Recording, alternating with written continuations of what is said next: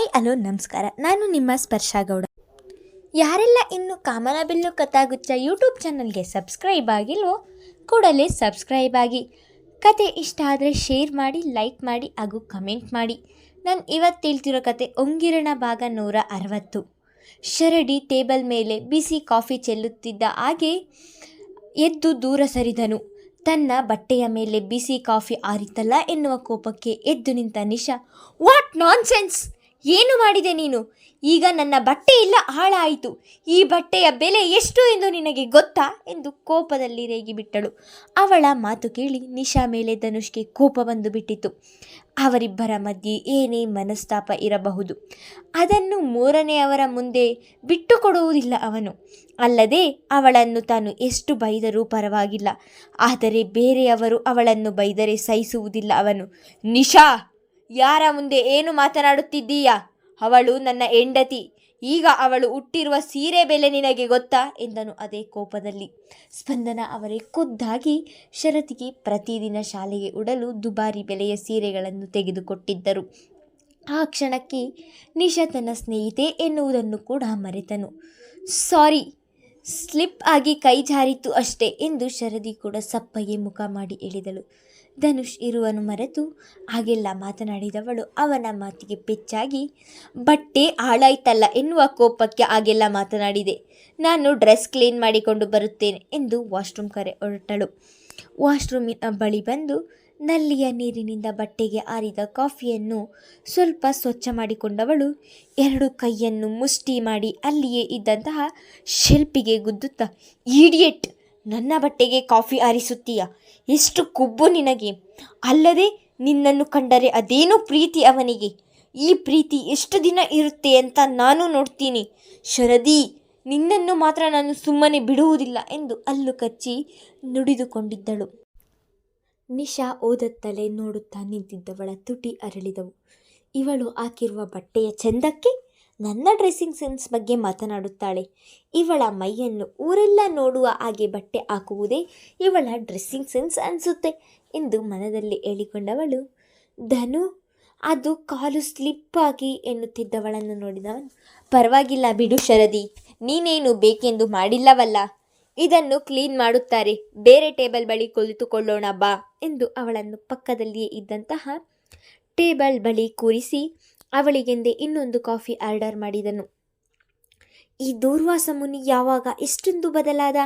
ನನ್ನನ್ನೇ ವಹಿಸಿಕೊಂಡು ಮಾತನಾಡಿದ. ನನ್ನನ್ನು ಇಷ್ಟೊಂದು ಕೇರ್ ಮಾಡುತ್ತಿದ್ದಾನೆ. ಜಪಾನಿಗೆ ಹೋದಾಗ ನನ್ನನ್ನು ನೀನು ಈಗೆಲ್ಲೇ ಅಲ್ವಾ ಕೇರ್ ಮಾಡುತ್ತಿದ್ದದ್ದು? ಅವನು ನೀನು ಮರೆತಿರಬಹುದು, ಆದರೆ ನಾನು ಮರೆತಿಲ್ಲ. ಈ ನಿನ್ನ ಕಾಳಜಿ ನೋಡಿದರೆ ಕೆಲವೊಮ್ಮೆ ನನ್ನ ಮನದಲ್ಲಿರುವ ಪ್ರೀತಿಯನ್ನು ನಿನಗೆ ಹೇಳಬೇಕು ಎನಿಸುತ್ತದೆ. ಆದರೆ ನೀನು ಒಪ್ಪದೆ ಹೋದರೆ ಎನ್ನುವ ಭಯ ಕಾಡುತ್ತದೆ. ಮತ್ತೊಮ್ಮೆ ಬಂದಂತಹ ಬಿಸಿ ಕಾಫಿಯನ್ನು ತುಟಿಗೇರಿಸುತ್ತಾ ಧನುವಿನ ಮೇಲಿನ ಕಣ್ಣು ಕೀಳದೆ ಮನದಲ್ಲಿಯೇ ಹೇಳಿಕೊಂಡಿದ್ದಳು. ನಿಶಾ ಅಲ್ಲಿಗೆ ಬರುತ್ತಿದ್ದ ಹಾಗೆ ತಾವು ಹೊರಡುತ್ತೇವೆ ಎಂದು ಹೇಳಿ ಶರದಿಯನ್ನು ಕರೆದುಕೊಂಡು ಹೊರಬಂದಿದ್ದನು. ಧನು, ಏನು ಗೊತ್ತಾ, ಆ ನಿಶಾ ಮೇಲೆ ನಾನು ಬೇಕೆಂದು ಕಾಫಿ ಚೆಲ್ಲಿದೆ. ಮತ್ತೆ ಅವಳು ನಿನ್ನನ್ನು ತಿನ್ನುವ ಹಾಗೆ ನೋಡುತ್ತಿದ್ದಳು, ಅದಕ್ಕೆ ಹಾಗೆ ಮಾಡಿದೆ. ನೀನು ನನ್ನನ್ನು ವಹಿಸಿಕೊಂಡು ಮಾತನಾಡಿದಾಗ ಅವಳ ಮುಖ ಹೇಗಿತ್ತು ಗೊತ್ತಾ? ಸೀದೋಗಿರುವ ಬದನೆಕಾಯಿ ಥರ ಇತ್ತು ಎಂದು ನಕ್ಕವಳು ಮತ್ತೆ ಮಾತು ಮುಂದುವರಿಸಿ, ನಿನ್ನನ್ನು ಯಾರೂ ಕೂಡ ಹಾಗೆ ನೋಡಬಾರದು. ನನಗೆ ಇಷ್ಟವಾಗುವುದಿಲ್ಲ. ನೀನು ನನ್ನ ಗಂಡ, ನನಗೆ ಸ್ವಂತ. ಆ ನಿಶಾ ಏನಾದರೂ ನಿನ್ನನ್ನು ಇನ್ನೊಮ್ಮೆ ಹಾಗೆ ನೋಡಿದರೆ, ಈಗ ಅವಳ ಬಟ್ಟೆ ಮೇಲೆ ಕಾಫಿ ಚೆಲ್ಲಿದ್ದೇನೆ, ನೆಕ್ಸ್ಟ್ ಟೈಮ್ ಅವಳ ಕಣ್ಣುಗುಡ್ಡಿ ಕಿತ್ತು ಅವಳ ಕೈಗೆ ಕೊಟ್ಟು ಬಿಡ್ತೀನಿ.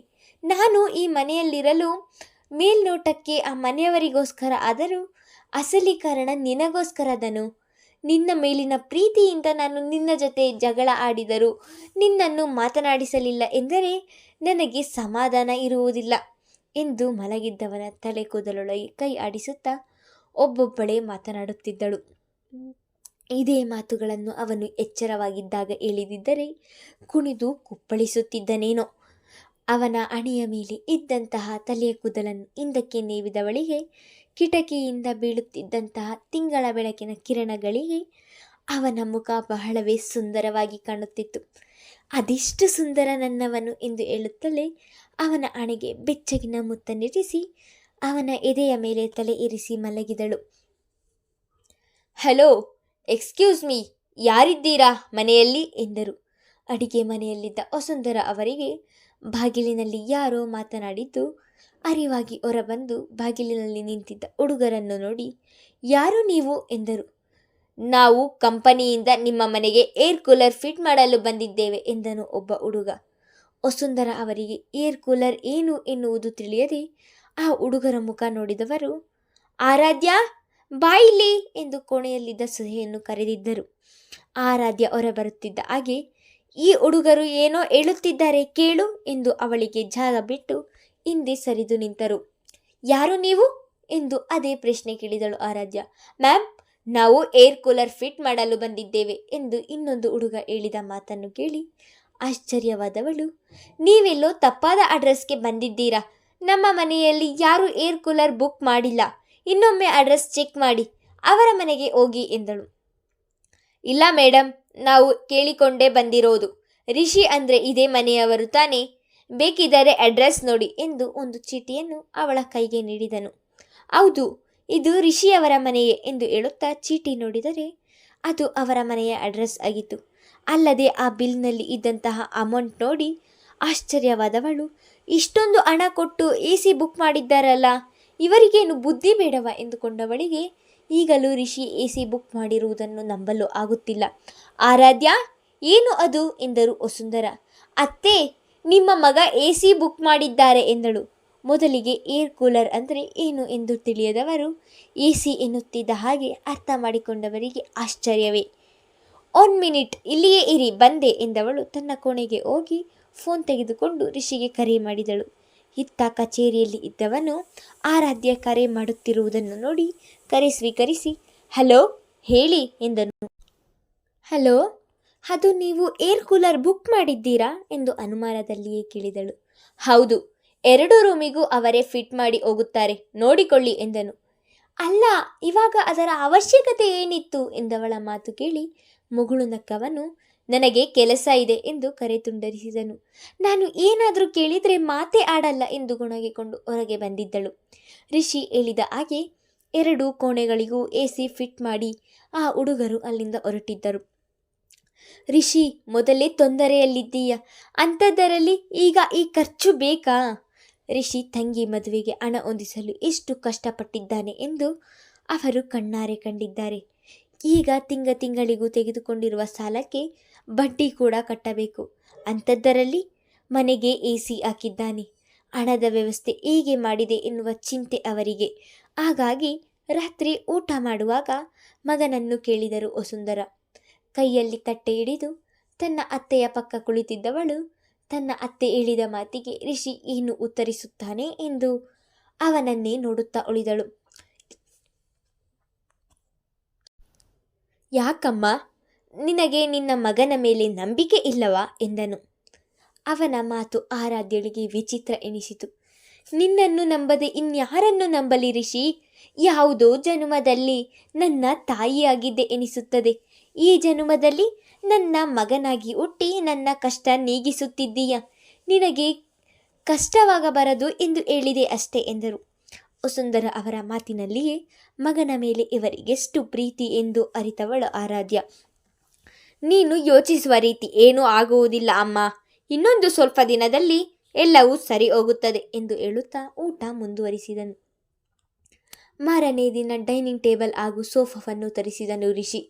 ಅದು ಚಿಕ್ಕ ಮನೆಯಾದರೂ ಸಹ ಅಗತ್ಯ ವಸ್ತುಗಳನ್ನು ತರಿಸಿದ್ದನು. ಅದರಲ್ಲಿ ಅವನ ಕೋಣೆಗೆ ಡ್ರೆಸ್ಸಿಂಗ್ ಟೇಬಲ್ ಕೂಡ ಒಂದು. ಆರಾಧ್ಯಳಿಗಂತೂ ಆಶ್ಚರ್ಯದ ಮೇಲೆ ಆಶ್ಚರ್ಯ. ಅವಳು ಏನನ್ನು ಬಾಯಿ ಬಿಟ್ಟು ಹೇಳದಿದ್ದರೂ ಸಹ ತನಗೋಸ್ಕರ ಎಲ್ಲವನ್ನೂ ಮಾಡುತ್ತಿದ್ದಾನೆ. ಆದರೆ ತನ್ನ ಪ್ರೀತಿಯನ್ನು ಮಾತ್ರ ಹೇಳುತ್ತಿಲ್ಲ ಹುಡುಗ. ಬಾಗಿಲು ಯಾಕೆ ಹಾಕುತ್ತಿದ್ದೀರಾ? ನಾನು ಹೋಗಬೇಕು ಎಂದನು.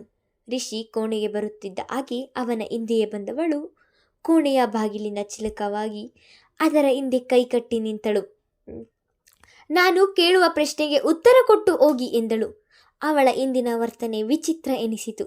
ಹಾಗೆ ಅವನ ಬಳಿ ಮಾತನಾಡಲು ಹಿಂಜರಿಯುತ್ತಿದ್ದವಳು ಇಂದು ಧೈರ್ಯದಿಂದ ನೇರವಾಗಿ ಮಾತನಾಡುತ್ತಿದ್ದಳು. ಏನು ಪ್ರಶ್ನೆ? ಉಬ್ಬು ಬೆಸೆದು ಕೇಳಿದನು. ನನ್ನ ಮೇಲೆ ಪ್ರೀತಿಯೇ ಇಲ್ಲ ಎಂದು ಹೇಳುವವರು ನನಗೋಸ್ಕರ ಇಷ್ಟೆಲ್ಲ ಯಾಕೆ ಮಾಡಬೇಕಿತ್ತು? ನಿಮಗೋಸ್ಕರ ಏನು ಮಾಡಿದ್ದೇನೆ ನಾನು? ಎಲ್ಲ ಗೊತ್ತಿದ್ದು ಏನೇ ಗೊತ್ತೂ ಇಲ್ಲ ಎನ್ನುವ ಹಾಗೆ ಅವಳನ್ನೇ ಪ್ರಶ್ನೆ ಮಾಡಿದನು. ಯಾಕೆ? ಏನು ಮಾಡಿದ್ದೀರಾ ಎಂದು ನಿಮಗೆ ಗೊತ್ತಿಲ್ಲವಾ? Dining table, sofa, AC, dressing table ಇದೆಲ್ಲ ಯಾರಿಗೋಸ್ಕರ? ಅವಳ ಮಿಂಚಿನಂತಹ ಕಣ್ಣೋಟಕ್ಕೆ ತನ್ನ ನೋಟ ಬೆರೆಸಲು ಆಗಲಿಲ್ಲ ಅವನಿಗೆ. ತಕ್ಷಣಕ್ಕೆ ಪ್ಯಾಂಟಿನ ಕಿಸೆಯೊಳಗೆ ಕೈತೋರಿ ಬೇರೆಡೆಗೆ ತಿರುಗಿ ನಿಂತನು. ನಿಮಗೋಸ್ಕರ ತಂದಿದ್ದೇನೆ ಎನ್ನುವುದು ನಿಮ್ಮ ತಪ್ಪು ಕಲ್ಪನೆ.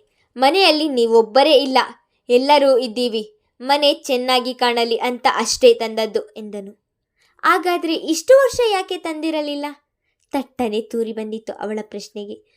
ಆ ಪ್ರಶ್ನೆಗೆ ಉತ್ತರಿಸಲು ಉತ್ತರ ಸಿಗದೆ ತಡಕಾಡಿದನು. ಮುಂದುವರೆಯುವುದು. ರಿಷಿ ಮುಂದೆ ಏನು ಹೇಳುತ್ತಾನೆ ಎಂದು ಮುಂದಿನ ಸಂಚಿಕೆಯವರೆಗೂ ಕಾದು ನೋಡೋಣ. ಧನ್ಯವಾದಗಳು.